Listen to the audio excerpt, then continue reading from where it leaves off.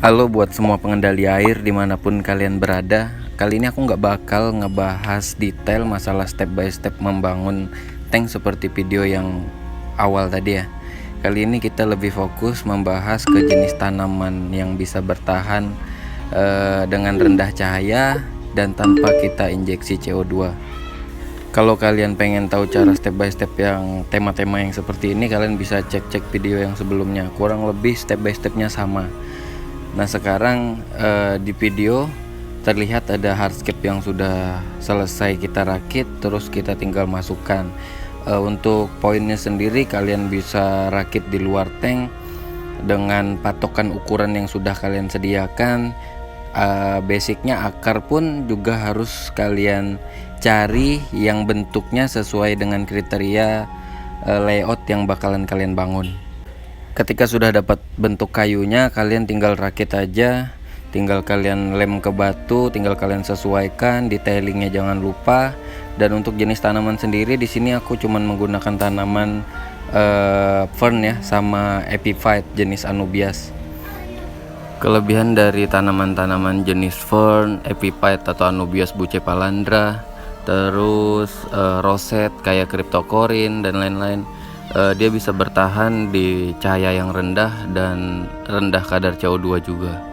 Tapi jangan lupa kalau kalian pengen pertumbuhannya itu lebih bagus, kalian harus injeksi CO2. Kalau kalian gak injeksi CO2, toleransi yang harus kalian lakukan adalah pergantian air yang rutin. Kita balik ke penjelasan hardscape dulu sebentar. Nah untuk hardscape sendiri sebenarnya kalian bebas mau layout apapun yang kalian pakai.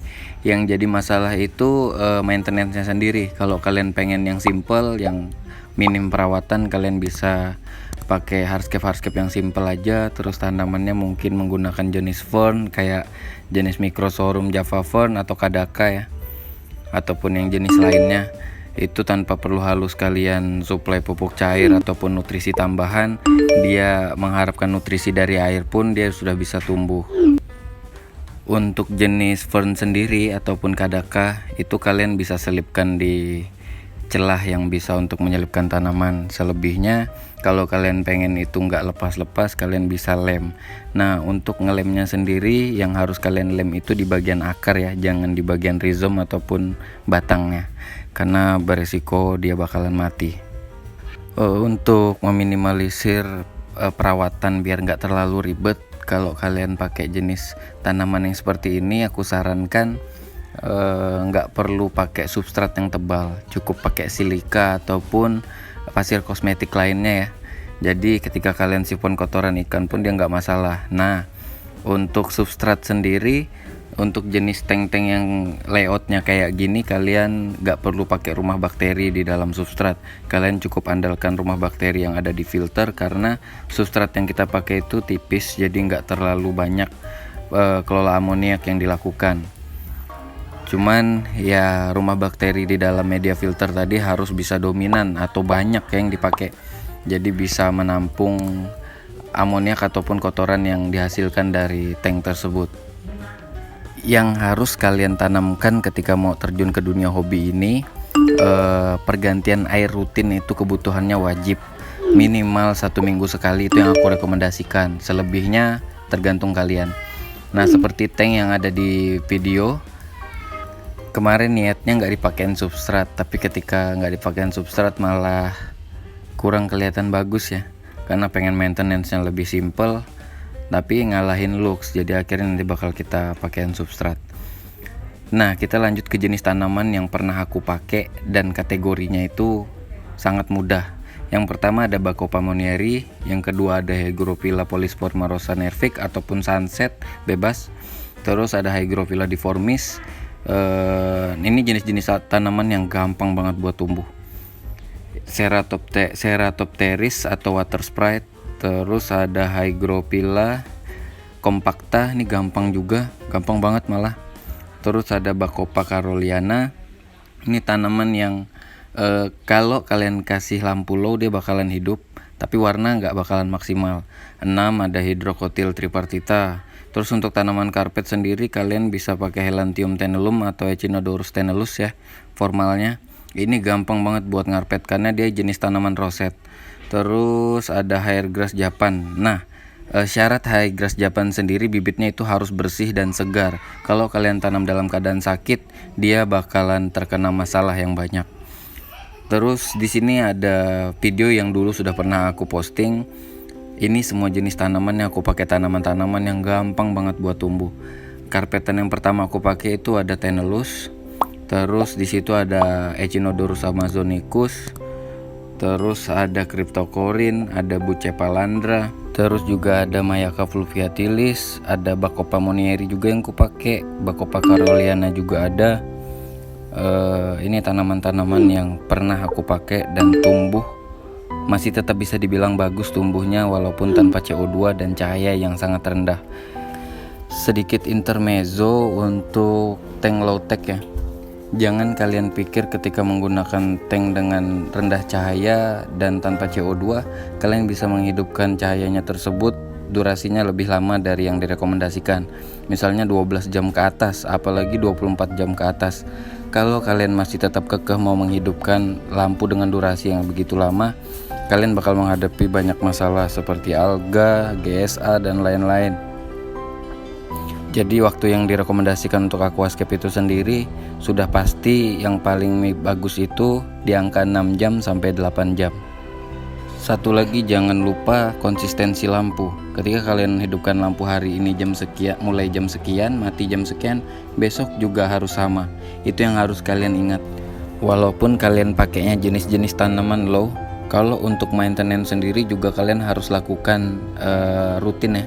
Minimal sipon, ganti air, dan membersihkan permukaan ataupun debris-debris itu wajib hukumnya. Kalau enggak, ya enggak bakalan lama lah umur aquascape kalian. Tanaman-tanaman yang aku rekomendasikan di sebelumnya itu udah pernah aku pakai, bahkan sering ya.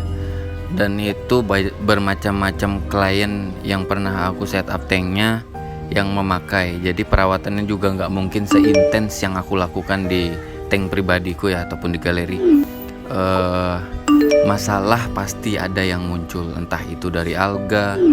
Poin pertamanya pasti lampu, karena mereka pikir aku bikin ini tank untuk dipandang. Jadi aquascape tersebut lampunya dihidupkan sampai 24 jam juga pernah aku terima gitu. Jadi gimana cara kalian mengedukasi aja lagi. Terus kalaupun itu tank kalian pribadi, ya kalian harus bisa terapkan itu secara rutin, karena itu poin pertama. Ini aku bikinkan list nama-nama tanaman yang aku rekomendasikan untuk kalian yang pengen bikin tank low tech. Untuk jenis tanaman ini kalau kalian beli, kalian bisa captur dan kasih ke sellernya kalau kalian pengen beli ya. Yang pertama ada Bacopa monieri, yang kedua Bacopa caroliana, ketiga Hygrophila siamensis, yang keempat Hygrophila stricta, yang kelima Hygrophila polysperma. Nah, Hygrophila polysperma ini ada banyak jenis, ada sunset, ada polysperma biasa, ada yang rosa nervik ya. Terus ada Hygrophila deformis, yang ketujuh ada water sprite atau Ceratopteris, yang ke-8 ada Palisneria. Nah, bebas Palisneria ada banyak jenis juga, ada Nathan, ada Gigantea, ada Spiralis. Terus yang ke-9 ada Sagittaria subulata, yang ke-10 ada Mayaka fluviatilis. Kemudian jenis fern ada Kadaka ataupun yang lain, bisa Windelove atau Needle atau Thorharmer, bebas. Terus Anubias juga banyak jenisnya, sesuaikan aja sama budget kalian. Terus Cryptocorin juga banyak banget jenisnya. Bucepalandra juga sama. Untuk moss yang gampang aku rekomendasikan itu Japa moss dan Peacock moss. Terus Amazon sword, kemudian Egeria densa, Riccia fluitan. Untuk karpetan kalian bisa pakai Tenellus. Kalau Lileopsis masih agak susah menurut aku. Terus Hairgrass Japan, cuman syarat seperti yang aku bilang sebelumnya ya. Kalau di lampu low, Hairgrass Japan biasanya tumbuh lebih panjang. Jadi ya bebas lah. Paling enggak kalian bisa rutin trimming.